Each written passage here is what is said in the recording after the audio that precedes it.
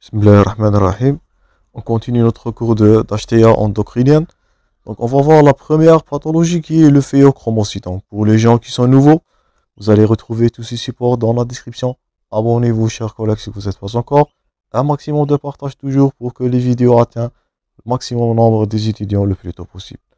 Donc, premièrement, phéochromocytome comme définition, c'est une tumeur bénigne ou maligne, les deux. Elle est issue des cellules chromaffines sur le plan histologique. Les voilà, cellules chromaffines. Donc, phéochromocytome, il va sécréter quoi? Donc, c'est une tumeur sécrétant des catécholamines, si vous vous souvenez de votre biochimie. Donc, phéochromocytome, tumeur qui va sécréter les catécholamines. On parlera d'adrénaline et de noradrénaline surtout.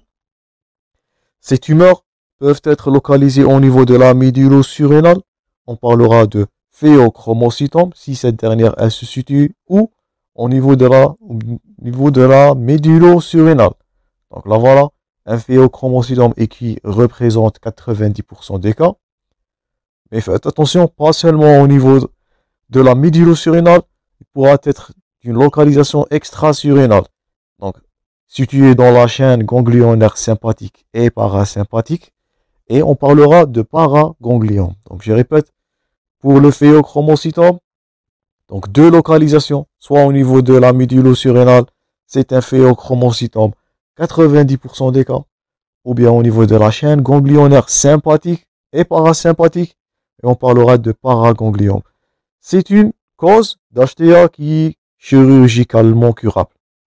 On avait parlé de ça comme intérêt de la question, c'est de dépister et rechercher ces HTA endocriniens car ils cachent une pathologie qui est potentiellement grave et ils sont curables. Gardez-vous bien, un traitement chirurgical adéquat et suffisant d'éliminer un phéochromocytome et d'enlever cette HTA et d'améliorer la qualité de vie du patient. Donc phéochromocytome, 90% des cas, paragangliome dans 10% restantes des cas. Pour la clinique, donc gardez-vous bien, il s'agit d'une triade. Donc ça vous avez vu dans votre sémiologie. Cette dernière, c'est la triade de Ménard. J'espère que vous allez la noter.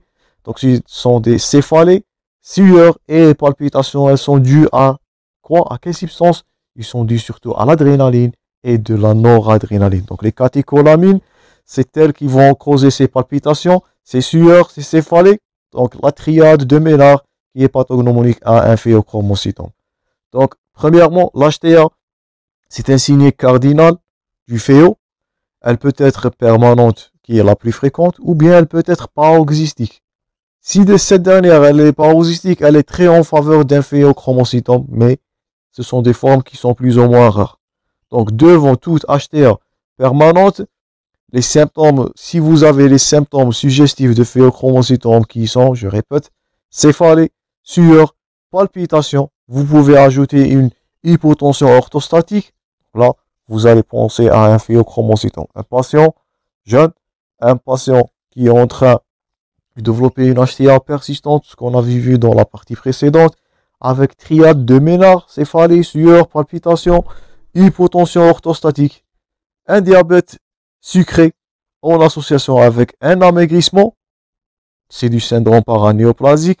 Là, vous allez penser à une tumeur. Et c'est le phéochromocytome qui peut être la cause dans ces derniers cas.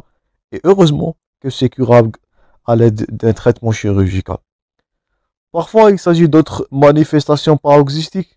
Il s'agit de douleurs ascendantes thoraco-abdominales, des tremblements, des pâleurs, des anxiétés. Mais ce que vous êtes censé de garder par cœur, c'est la triade de Ménard, ou bien la triade paroxystique, céphalée, sueur, palpitation, hypotension orthostatique, et surtout un amaigrissement inexpliqué, c'est en faveur d'une pathologie tumorale et c'est le cas du phéochromocytome. Pour le diagnostic, donc le diagnostic positif, il se fait, bien il est basé sur la biologie. Donc c'est le dosage de méthanéphrine, donc les catécholamines. On dosera les méthanéphrines libres plasmatiques. Premièrement, si on vous pose la question, quels sont les examens paracliniques que vous allez prescrire devant un phéo.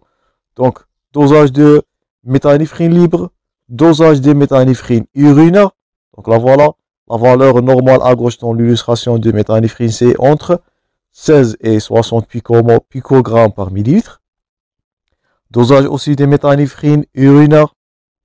Donc ça dans le sang, méthanéphrine plasmatique libre, méthanéphrine urinaire, signe de hypercatécholamine totale, générale.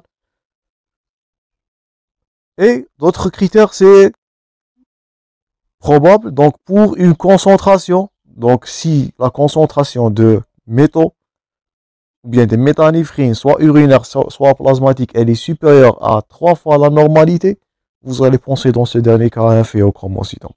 Donc si on vous pose dans un contexte clinique, un patient qui a la triade de Ménard, un patient qui a une hypotension orthostatique, un patient jeune, un patient où on a trouvé le dosage des méthanéphrines élevé 3 fois la normalité, premier diagnostic à évoquer, c'est un phéochromocytome. Ou bien, le taux de méthanéphrine urinaire sur les méthanéphrines ou bien sur la créatinine urinaire, il est supérieur à 0,354. Donc, c'est un facteur en faveur de diagnostic de phéochromocytome.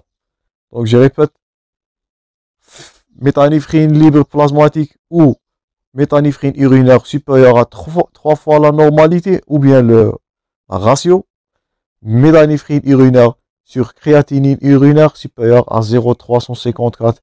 Là, vous allez évoquer un phéochromocytome. Quatrièmement, pour le diagnostic topographique, donc les examens paracliniques, donc là, c'est la relation entre méthanéphrine urinaire et créatinine urinaire. Gardez cette notion en tête. Pour le diagnostic topographique, c'est premièrement ce que vous voyez dans l'illustration, un scanner abdominopelvien qui est l'examen de référence si on vous pose la question. Donc l'examen qui est censé de dépister ou bien censé de détecter les masses tumorales, donc c'est le TDM. Donc on parlera de densité, donc hypodense, hyperdense, et il s'agit donc d'une masse tumorale au niveau de la surrénale ou bien dans la chaîne paraganglionnaire. Et c'est du paraganglion, n'oublie pas ça. Donc, TDM abdominal ou bien abdominopelvien.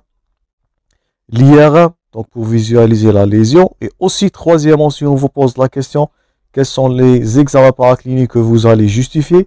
Vous allez justifier une scintigraphie à la MIBG. MIBG, c'est la méta-iodobenzylguanidine. Ça va vous permettre de détecter les tumeurs les plus petites. Et surtout, si ce sont de localisation ectopique.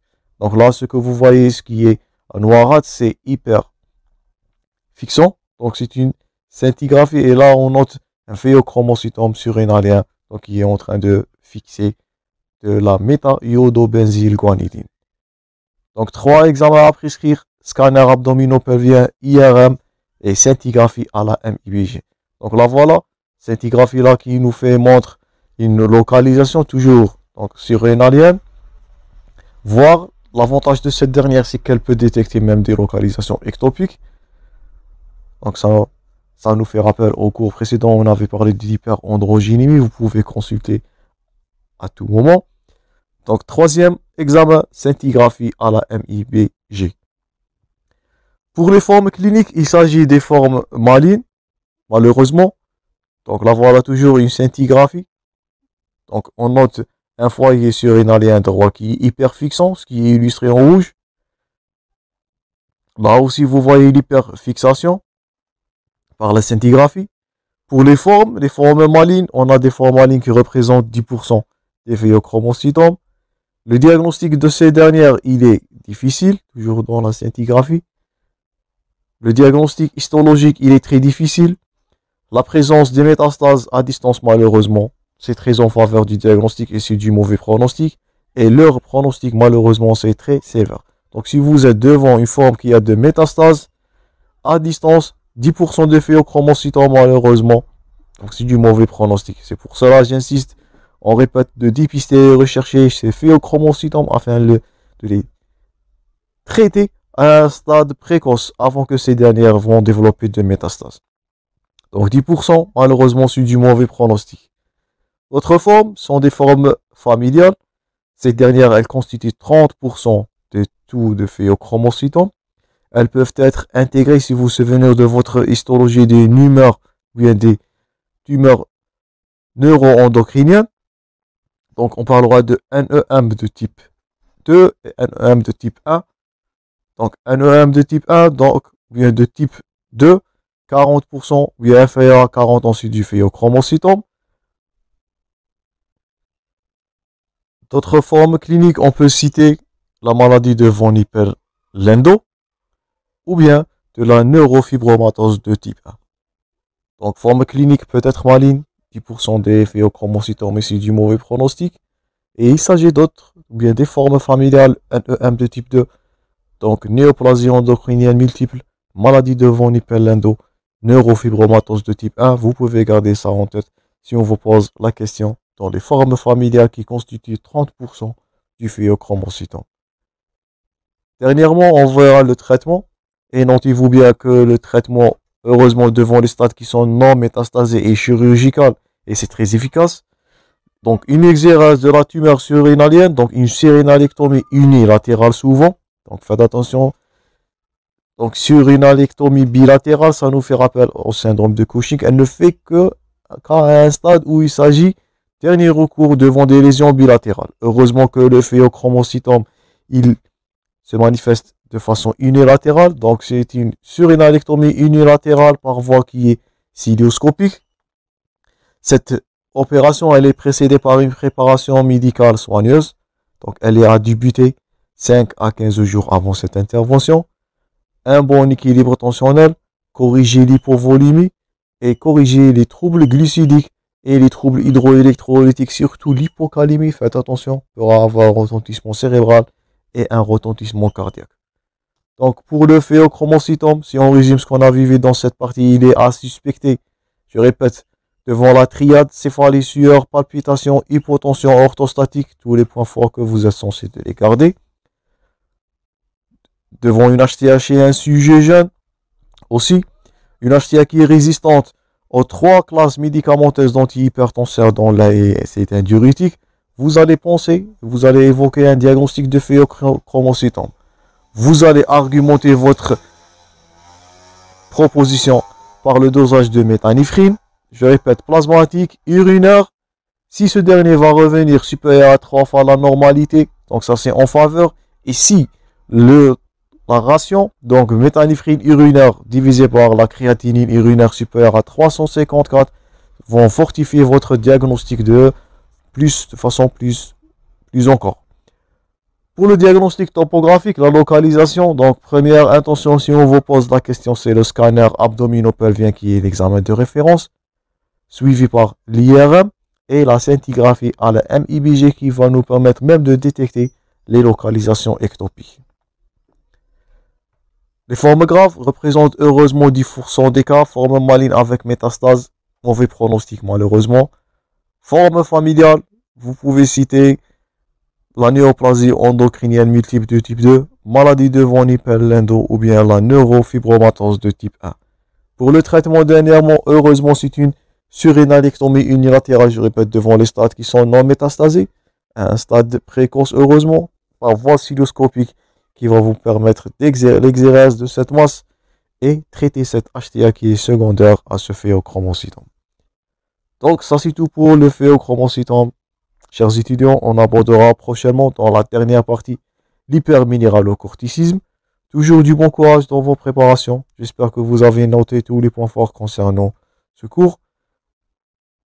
Merci pour votre attention toujours et à la prochaine.